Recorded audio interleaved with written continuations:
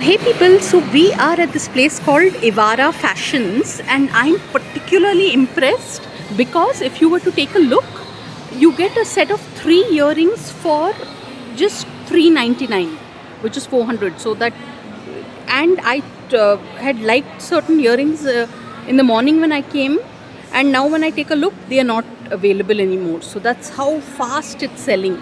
So we have this very nice gentleman with us. तो आप अपना नाम बताइए.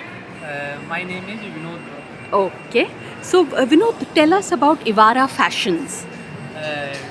Ivara Fashion 2023 में ये 2020. ओके. और ये राजस्थान से ये राजस्थान जयपुर में है. ओके, राजस्थान जयपुर. जयपुर या ओके.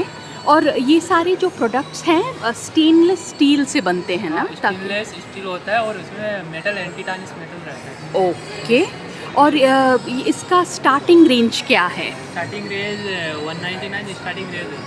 ओके. एंड तो यानी यहाँ पे सेमी प्रेशियस स्टोन्स भी मिलते हैं क्या? मैडम इसमें एक दूसरा मेटल होता है, ऑक्सीडाइज मेटल भी रहता है, सिल्वर ऑक्सीडाइज मेटल. ओके. उसमें सिल्वर टाइप रहता है. ओके.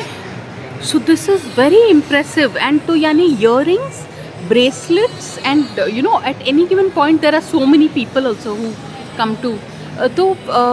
So 199 का जो चीज़ है, what is available for 199?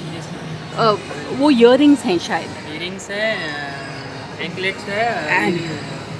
Okay, and these are gold plated, so 18 Gold carat. plated.